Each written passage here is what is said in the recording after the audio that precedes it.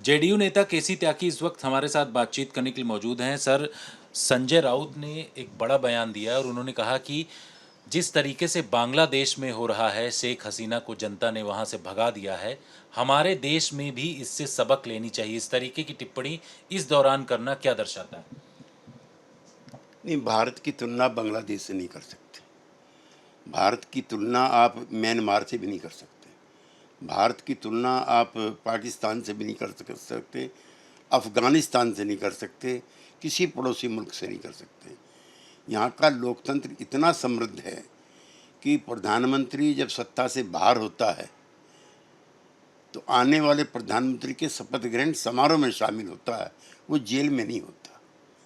जैसे खालिदा जिया जेल में थी, जैसे इमरान खान जेल में है, जैसे म्यांमार में आंग सान सू की जेल में है, ऐसे वक्तव्य देकर के भारत की जो समृद्ध लोकतांत्रिक व्यवस्था है उसका मखौल नहीं उड़ाना चाहिए।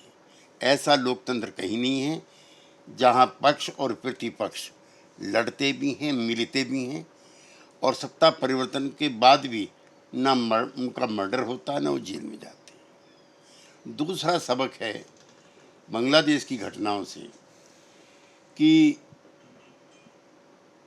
जो हमारी सीमा है उसका बड़ा हिस्सा बांग्लादेश से लगता है।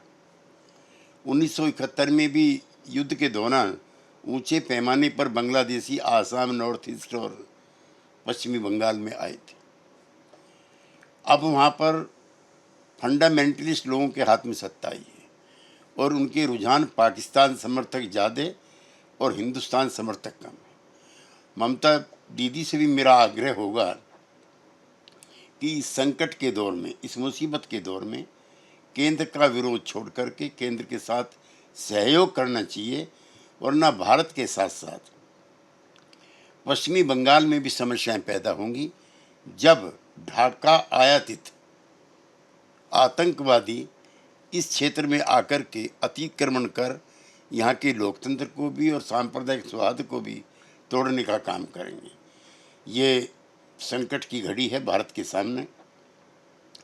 वहाँ पे जिन ताकतों के हाथ में सत्ता आई है, भारत के भी किसी राजनीतिक दल को प्रसन्न होने की आवश्यकता नहीं है। वो पाकिस्तानी हैं, वो फंडामेंटलिस्ट हैं, वो एंटी इंडिया हैं। जिस तरह से भारत समर्थक इमारतों को निशाना बना करके तोड़ा फोड़ा गया है, उससे हर भारतीय स्वाभिमानी को सबक लेना चाहिए। सर, आज पार्टी मीटिंग भी हुई। ये कहा जा रहा कि संसद में जानकारी विदेश मंत्री देंगे।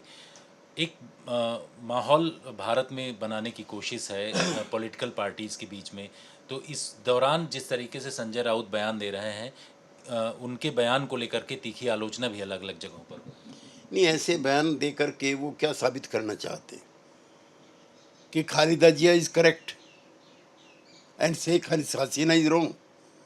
विरोध के लिए विरोध कीजिए, लेकिन भारत के लोकतंत्र, इसकी धर्मनिरपेक्षता, इसका समन्वय और इसकी लोकतांत्रिक पद्धति का विरोध मत कीजिए। शुक्रिया सर, आज तक से बातचीत करने के लिए। कैमरामैन अनुराग सक्सेना के साथ जितेंद्र सिंह, आज तक।